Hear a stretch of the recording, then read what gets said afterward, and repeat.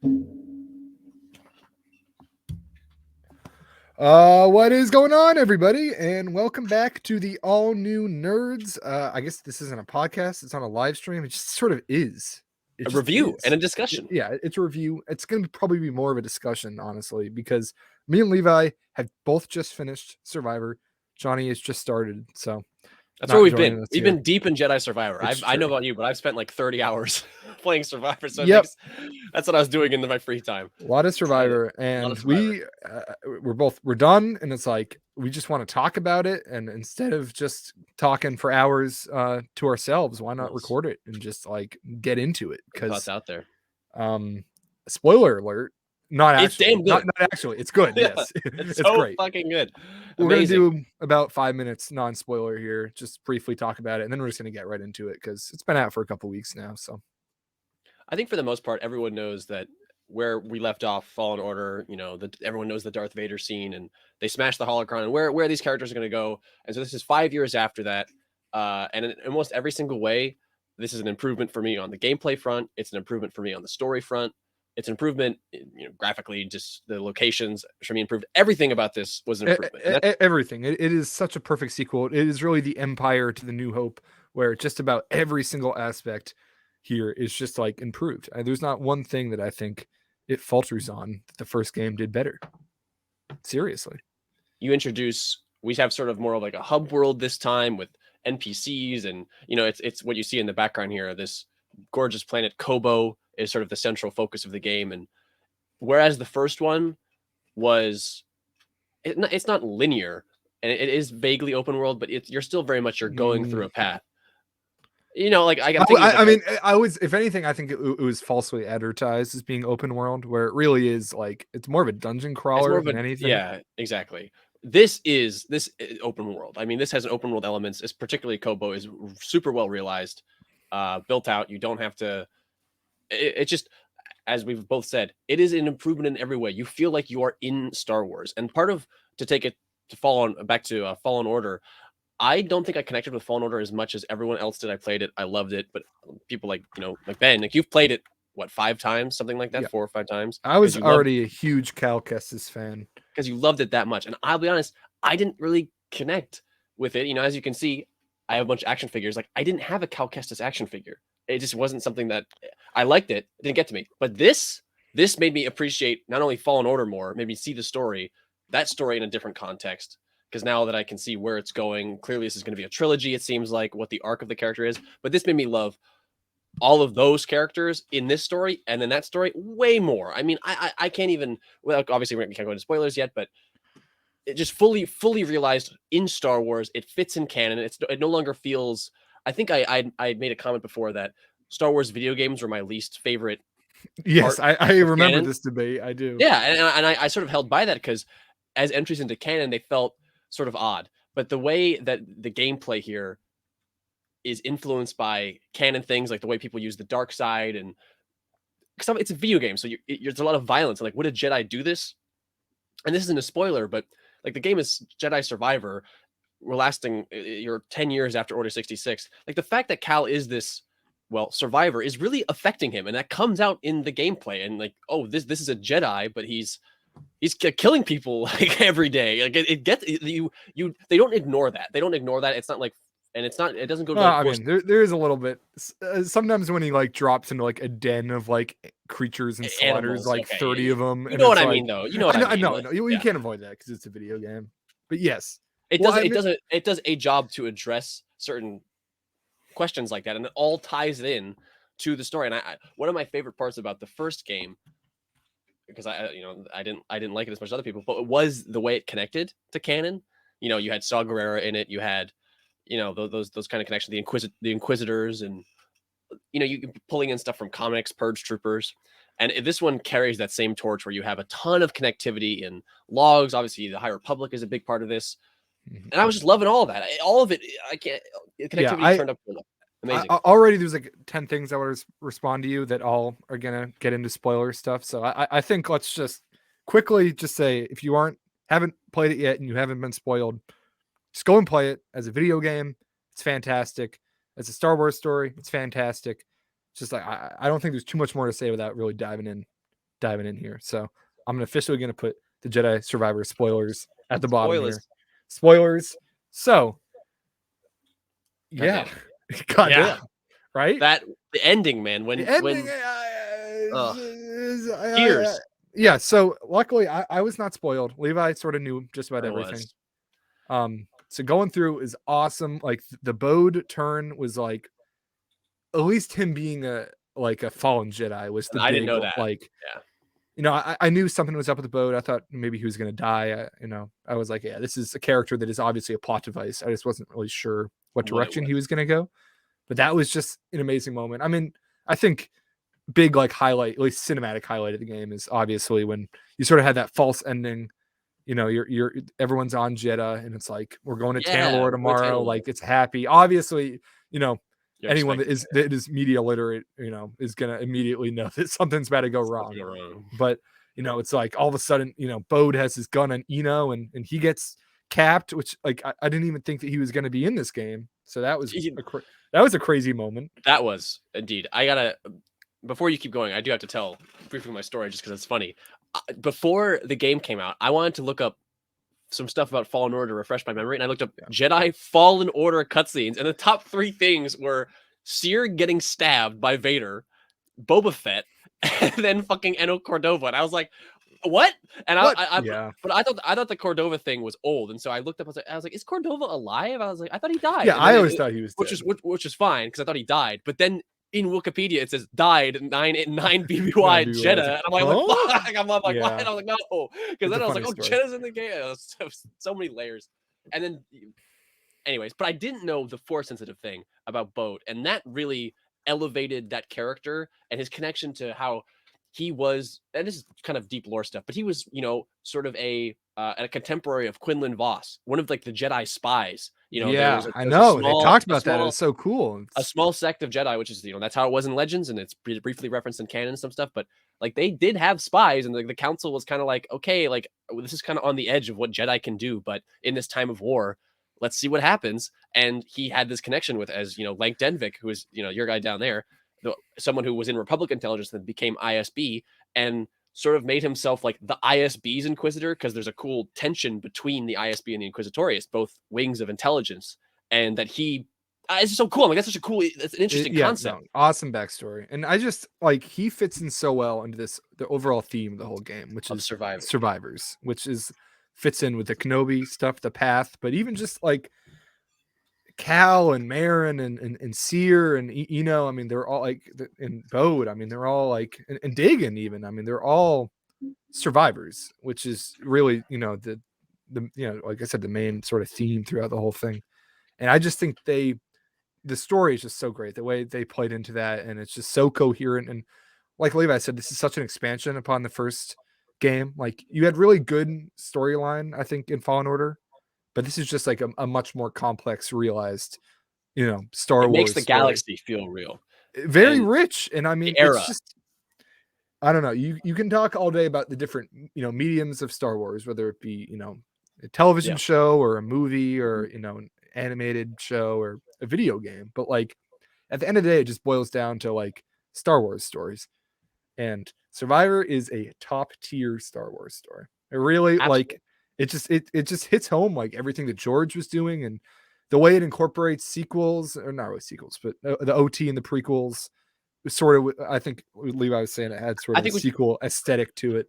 There's certain aliens, and I think what I mean by that is the more new era stuff. You have stuff from Solo, and you know, High Republic is obviously a very new thing that's associated commonly with detractors of Disney Star Wars. Is like, oh, this is like the Disney thing, and I think they did it. They made it seem, I think, more appealable. But that's a different conversation. To the point about the era, that's what really made me love this story as much as I did. Was in Star Wars, we have, as fans, we have all these different eras between the movies where we can spend a lot of time. Obviously, the Clone Wars is one that people go, oh, we spend a lot of time here. The one that I hear number one the most of, I'm sick of this, can we not do this, is in between 3 and 4. People are always like, that's the tired story. We know the rebellion. Yada yada. We have the dark times. We're like, okay, we get it. Like, this is like what's the OT was like, so we're done here. And that's not how I am personally, but I understand that sentiment. And This to be fair, we spent a lot of time we in spent that a period recently. with Andor, Andor and Rebels, Bad and it starts to Batch. feel like, okay, like we get the story. This being here elevates all of it so much more because contextualizing, because what this does, we can just talk about it. What this did for making the path and Kenobi and making this whole era Yeah, about this made survivors, Kenobi so much better. about, well, at least certainly lore wise, obviously the Yes. quality of Well, the yeah, yeah. visually the shows we can debate forever, but the like making this era solely about this theme, survivors, like it really does contextualize the entire era, because Cal is not only, he's working with Saw Gerrera, and that adds so, even in the opening, like that adds so much context to his development. Like he was working with the Jedi, and then when he meets Ezra and Kanan, and like it adds that texture to the rebellion, like the early days of the rebellion, that there are these Jedi, there was this hidden path that sort of fell off by the time that Mon Mothma and Luthen Rael are trying to make something work. And it just adds so much flavor and texture to this galaxy at this point in time that makes me way more interested in seeing it. And it felt, I think Fallen Order for me felt a little too, not too, but it was like, okay, it's 5 years after, it's kind of awkward. Setting it in 10 years after, right in the middle, right in the smack dab of all these other stories, and not only setting it there, but including them, to me, I was like, oh, this is brilliant. This is It amazing. it fits incredibly It well. fits so well. It fits so well. I mean, not just in the era. I mean, just overall to canon across, the whole way through. Like, Vader like just works great in this storyline. I mean, this is like right during Kenobi. So, I think in my head canon, it takes place right after Kenobi. which like Vader gets dogged twice. Like, I mean, he wins, but like he gets pretty messed up by Seer. Like that is a pretty even Which was fight an there. amazing. I didn't have that spoiled for me. Luckily, that we play as Seer, and that whole sequence as the Empire is raiding Jeddah, and to briefly talk about the canon thing before, because I want to hear your thoughts about Seer. Uh, to me it takes place after, because I feel like in Kenobi the Inquisitors are like, we're hearing about the path. The Inquisitorius is really on alert, and then they find out about Jabim, and they sort of they're on the hunt more for that. And then after Vader, this one isn't my idea, but Alex from Star Wars explained through this out there. But after Vader loses to Kenobi, he's kind of like, I want to take my anger out on somebody. And freaking Seer, 5 years ago, kind of not showed me up, but she broke into the Inquisitorius too. And like, I got to take care of that. And she's like, I got to go take my anger out on someone. And so he just shows up to just murder a bunch of people. And I kind of like that. That's no, I mean it works so great. Like I said, probably made the most cinematic sequence of the whole thing, and just I don't know, and the way that the Inquisitorius was just sort of woven throughout the story, like was handled so well, because obviously it was a lot more prominent in Fallen Order, and you only really come across Ninth Sister, in this game, and I was waiting for Grand Inquisitor or someone to show up. Not that I'm upset that he didn't, but it felt that way, because I think my personal favorite sequence of the whole game, which is a close race because it was all amazing, was Nova Garen, where they go to the ISB base and Cal sort of infiltrates, and the way, just seeing the way the ISB works, getting Major Andor vibes from the whole thing, which is awesome, and the infiltration. But then you hear about the Inquisitorius, and you just get this idea of the two different agencies within the Empire, like the two most like powerful, arguably, like, and it's just, I don't know, it just made it feel so much more bureaucratic, and it gave me that vibe where it's like the inner workings of the Empire that Andor showed us, whereas in the movies it's often just portrayed as the bad guys, the overarching bad guys, and you see my name Lank Denvik there. Loved that guy, loved that ISB officer, and just I don't know, that whole sequence was so amazing for me. Just the ISB base, it just fits so well into that Andor storyline and that Kenobi storyline. Like it just works. It absolutely just works. Talking about favorite sequences, I think the one that I hear people talk about the most is the Trident fight on Jeddah with Marin, where she is sending you through the Night Sister portals. That is just amazing as well. So awesome. Let's talk about that. Just heading to Jeddah in general. Jeddah is it's quickly become, obviously introduced first in Rogue One. It's quickly become an iconic like Star Wars planet. And even though it's another like, oh, here's another desert planet, the way it feels so different from Tatooine or Pisana or any of the others is it's history of all, the pilgrims and the lore there, and just feeling like there's in the environments and the temples, there's just this huge statues, and It's just that awesome. that massive Nautilon Jedi when you Yeah, the first get to Nautilus. Jeddah, so It's awesome. just cool. I And mean, Cal's like, "Oh, it looks like Master Fisto," and it's like, "Come on, man!" Like that's the kind of stuff that's gonna get me again, every time. Just that it's good just fan cool. servicey like lore stuff, but like it works, not forced. Yeah, Jeddah was a great pick. I mean, And I don't, not to mention the Lucre Hulk and all the battle droids, and you see there's a yeah, Gendai yeah, Ravis, and he's got a I Republic know. gunship. It's like, come That was a on. really, really great way to sort of break out of the monotony of just the Empire from Fallen Order, and I think it works well as just a video game mechanic too to throw you some new enemies. But all the battle droids being like the main enemy of Kobo just works so well, and obviously as you know, huge prequel fans that we are, like just going through the Lucre Hulk and So cool. seeing all the vulture droids, like lined up in the hangars and the The MTT, tanks and and the MTT would like deploy, well, yeah. like And it would play the squadrons. music from episode 1. Yeah, and it's like, oh man, like how can you not love this if you're just, Star Wars fan? It's just all good. I mean, I don't think we have anything negative to say about this game. Like I could come up with a few nitpicks, like maybe, but it's all great. That's one of the other big things is let's dig into Cal as a character, and as they spell it out as much as you can, but the game is also, and not only is it about surviving, but similar to what Yoda says in Rebels, with how you fight. It's about how you're surviving and what you're doing. And this one definitely challenges the idea of like what it means. The game's called Jedi Survivor, but Cal is kind of pushing the limits of like what it is to be a Jedi in the traditional sense. And it's no longer just like, oh, it's a video game, so we hand wave it away. It's like, no, this character is changing. By the end of the game, he is using the dark side. Like one of your main abilities is this time stop thing. And instead it changes to like you embrace the darkness. And he has a romance now with Marin. And when you go back and listen to some of the things, one of the cool things, because one of the twists of the game is Bode, and you can go back and listen to like the Force echoes. Yeah. Like he plied that romance on purpose to make Cal weaker, because he was like, oh, this will make him unstable. And because he's the one throughout the game, we're like, oh, you just got to embrace that stuff.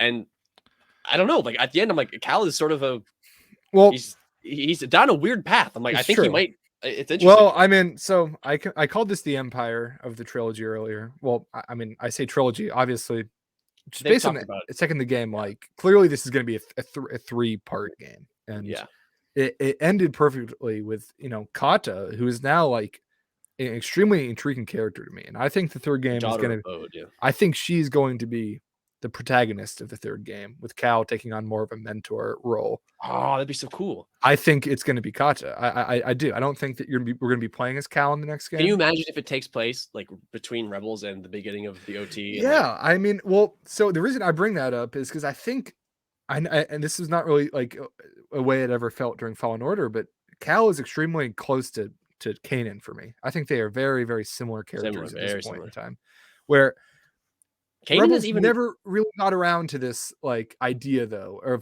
and it wasn't what it was focusing on. That of like, how do we adapt? We're no longer this council of like negotiators. Like we're not what the Jedi were supposed to be. We're now like we're warriors, and we're fighting against an empire. And how do we manage that? Like how do we change our way? And I mean, obviously, Kanan, well, Kanan sort of shifts Hera. back to it though. Yeah, Yeah, a little bit. Kanan. I think with Hera.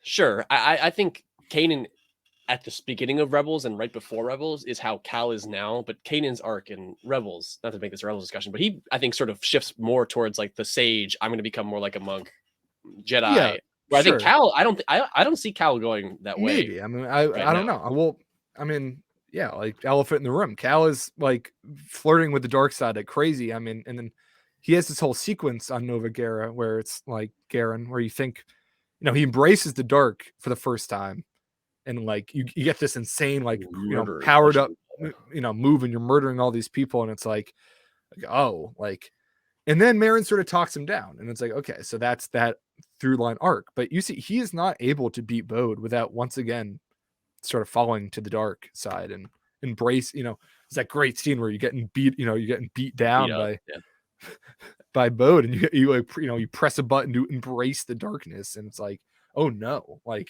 yeah, right.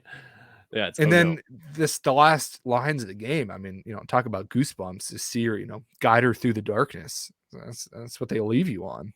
It's like, You know, I don't know if he's going to be the best mentor. yeah, It's but interesting. but what they have set up here is It's so awesome. great. The It's just man a who, the classic man, this Jedi who's like losing his way, the man who killed her losing father his is going to yeah, raise her. It's so cool. yeah. I mean, and it's like, and just the way that they have Cal sort of silently reflecting on this thing throughout the whole story is just like so fantastic. And I mean, Oh, because I mean, big shout out to all the actors. I mean, it because really, that's the other big thing we got to talk about. The gang broke up from Fallen Order, and they sort of yeah. built that in Battle Scars, but like the gang split up.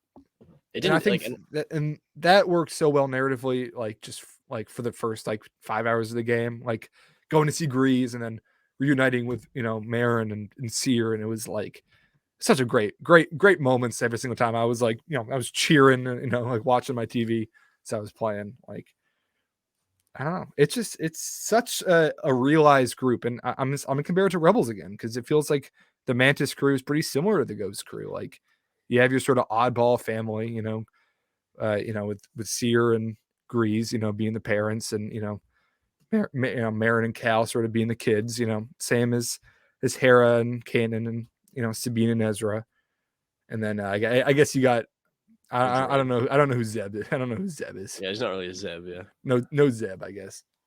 Turgle could be Zeb. true.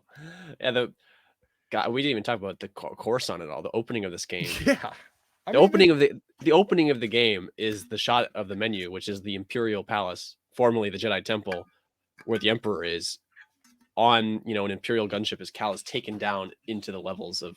It's so amazing, and it's you're going after the senator, and he realizes as part of the arc of the game, he realizes he's fighting and he's killing and he's doing all this stuff, but he's not really making a difference, and that's why he latches on to Tanalor. And then when you get we haven't talked about him at all, but when you get Dagon Gera, another Jedi, I don't know how we haven't talked about Dagon. another Jedi who is latched onto this, the same sort of hope, and it like destroyed him. Like it made him mad and turned to the dark side, and it's sort of the same, like, especially because they sort of tease this, like relationship he had with Santori Kree. Yeah, and in this is right in the midst of Cal sort of falling for Marin, and you like he's like, I am on Dagon's path right now, and yeah, just more on the topic, Dagon Gera, come on, I mean, an awesome character, like that first scene of him coming out the back to him and then bleeding his crystal, it's just like instantly so cool. So I was like, oh my god, is he just gonna have a red set? And he is, and then Bode taking it after you kill him. Yeah, cool. Yeah, I mean, it's amazing, and it just great red herring. I mean, because you beat him, and you're like, oh, okay, well, game's over. That's the main enemy of the game. I loved him so much. I know you said he might be showing up in another High Republic book. Well, to give some, as a High Republic reader, to give some context to the story. So he comes out, you're on this planet Kobo, he comes out of, and it's on the Outer Rim, and there's like an anomaly, a space anomaly, and the Republic back then, to make a long story short, there's like a planet on the other side, and they were just trying to figure out, as purely a scientific thing, try to figure out how to get to that other side. And because during this time is a period of expansion, and so the Jedi think, they are convinced maybe we can put like a temple out here that's protected, and we can spread the Jedi's influence, the Republic's influence. But and they make reference to it, like Opal Rancisis is part of like this huge onslaught. They make reference to him a couple times, which is cool, council member.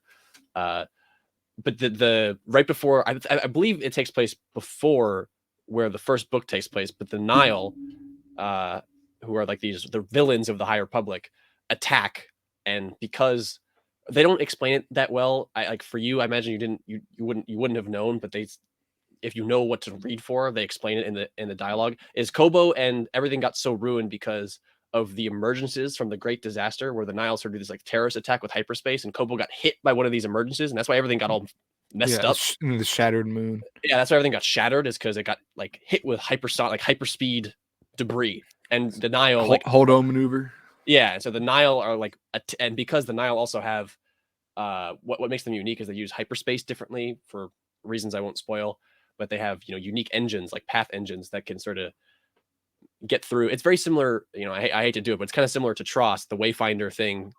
I know. No, I mean, don't act like I didn't see the Tross comparisons. I was like, oh, the compass, like, come on, it's the Wayfinder to Exegol, it's the compass to but basically, Tanalor. but the Nihil can get through, and so the Nihil, besiege Tanalorr. You know, the Dagan Gera is like, oh, this is a vestige, but it's like, oh no, and then it's under attack, and he gets obsessed with it, and it, you know, he loses it, and he has his Gendai. That was so cool too, because Gendai the Gendai can live forever, and he gets imprisoned, and then he gets out after the Jedi fall. It's like, oh, that's so cool. He's been in prison for like hundreds of years. But anyway, so shit goes wrong, and because he has this relationship with Centauri Kree, instead of killing him, you know, they put him in like a back to tank, and then Cal wakes him up and is like, oh, another Jedi, cool. But then everything he comes out and is like, oh my god, the Jedi Order is gone. I'm still hyper focused on this thing, and that's I mean, so I didn't really know any of that, and that I mean, yeah, because I mean, I was like, who's pulling up to Tanalorr right now? Like when Dagan and Centauri are there, I'm like, it's the Nile, yeah. So, yeah, I mean, let's talk about Tanalorr a bit. I mean, so Cal is going to be establishing and there is a temple there, and I mean, it's sort of hard to say if he wants to start a whole school, but he's certainly going to be a master at Takata. I mean, you know, if you know Star Wars, you know, they don't ever explicitly say it. It's not like they say she's force sensitive, but I mean, come on. Right. I mean, so we all know where it's going. So is he going to start a new school there? I mean, like what? Like, yeah, that's sort of one of the things about the way this game is. It has a sort of a dark fate, or not fate, but dark tinge for the characters. But in terms of the plot, like they succeed. Like they get Tanalorr, they get this place that's safe from the Empire that they can use to. Cal sort of starts workshopping, like maybe we can attack the Empire, which is what Dagan had thought too. And so they kind of end up doing the same thing. As, you know, afterwards he says, like, maybe at one point Cal just says maybe Dagan was right. Like maybe we can attack the Empire and train Jedi to, you know, take Palpatine down. True. So I don't know. Like I honestly don't know what's gonna happen to Tanalorr. Yeah, I mean, I don't know. I know it's probably going to be another like 3-4 years, but I cannot wait for this next game. I mean, but that leaves the question. Now, we've always talked about these characters showing up in live action. Obviously, it's all mocapped. You know, like, you know, Cameron could easily show up in any of these shows, and you know that's Cal Kestis. Like, it's not like they have to do anything to make him look. You know, so it's seamless in that sense. But we've always said they aren't going to do that until the whole story has been told. The trilogy is done, yeah. But it just is so hard for me to not imagine these characters showing up at one point. Like, and it could. I mean, I think they could squeeze something in, as you know, like in between this and the next game. I do think that could happen.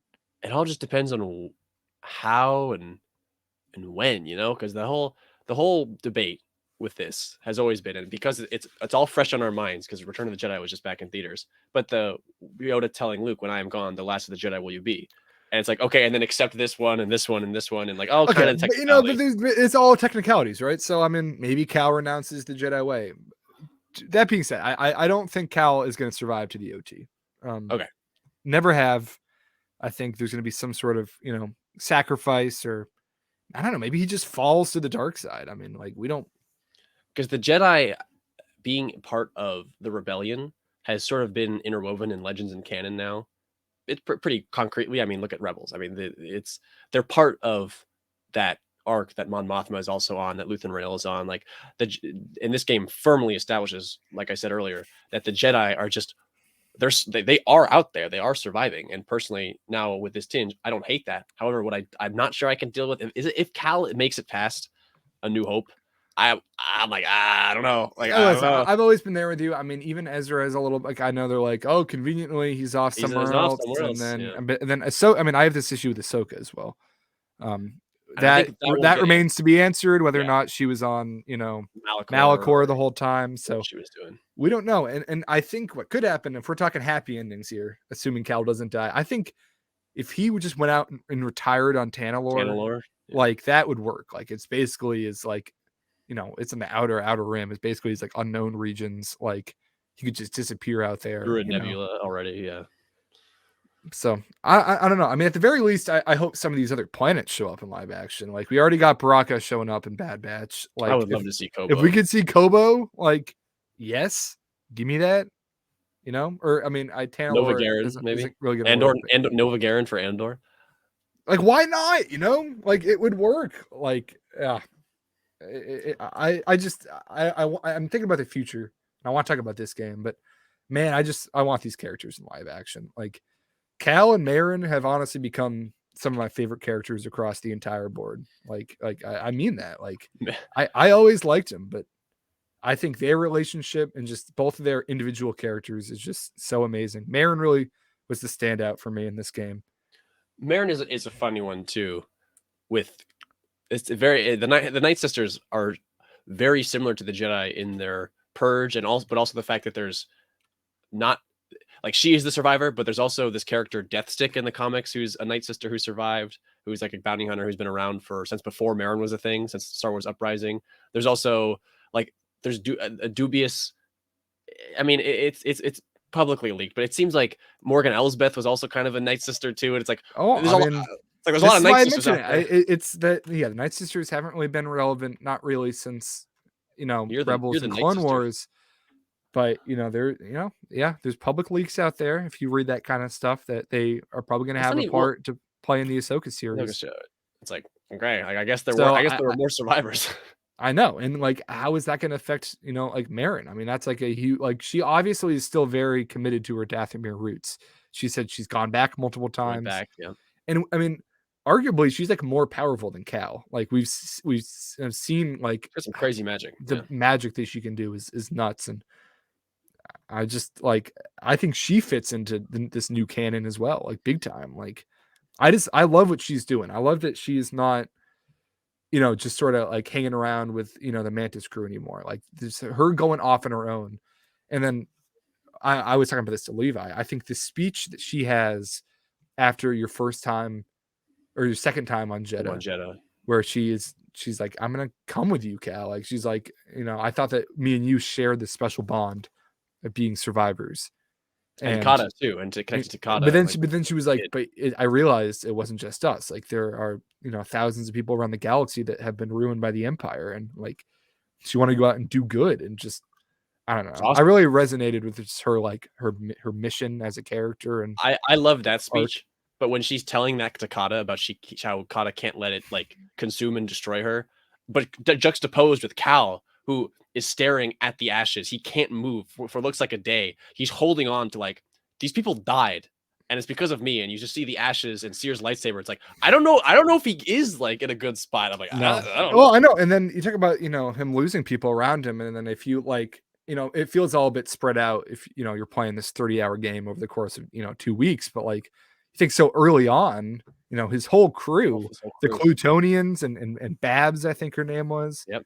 Bravo, like these crew that obviously that was the Z95s flying out of the Coruscant tunnel. Yeah, and he obviously had been running with his crew for a while, and they all just got slaughtered around him, and he's seen so much loss, and then obviously you see what the Seer death did to everyone, and the way he kills Ninth Sister too. Yeah, crazy. I know, and Ravis as well. I mean, Ravis is he's begging to die, but it's still not really the Jedi way to strike someone down, and he does.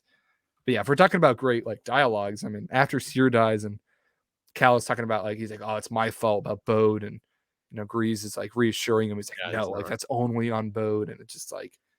I don't know. Grease is great in this game. Like he was always sort of the comic relief character, and like still is a little bit, but he still has his moments, and like I don't know. It's just so good. I could gush about this. Yeah, let's hit it with some final ratings. I mean, before we wrap up here, for me, it's hard to not say like this. It's hard for me to say it's not like a 10 out of 10. 10 out of 10, right? I'm feeling the same way. If I had to not do my usual decimal thing, if I had to choose a 9 out of 10 or a 10 out of 10, I would go for a 10 out of 10. Although we do the decimals here, obviously, and I think that there are some slight nitpicks with gameplay. Obviously, the performance thing. Luckily, I didn't struggle with the performance. I was fortunate enough to have it played on console, not PC, where I know it's been difficult for some people.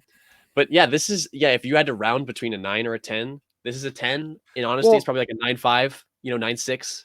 I would just rate this as a straight up Star Wars like story. Like let's as a Star Wars story, it's 10-10. But it's 10-10. Yeah, okay, absolutely. It is a perfect Star Wars story. 10 out of 10. I compared it to the Solo, where it's like I know me and Levi are huge Solo fans, right? Just it's almost like more the Star most Wars Star Wars. It's more Star Wars than Star Wars. Like sometimes you just get a project and it fits into that original Star Wars fun and George's vision, and just like it just works. I don't know. Something about this story just resonated me with like, and honestly, I think out of the recent projects, like it is absolutely my favorite like story. Like I loved Mando, like love Visions, love Bad Batch, all of it. But like this just story, 2023 I think could be it a takes great I year. think it takes the cake for me. I know it may be a hot take among some. I just like this story just worked for me so much on so many different levels, and Cal and Marin and Seer, and just like it's just so beautiful, and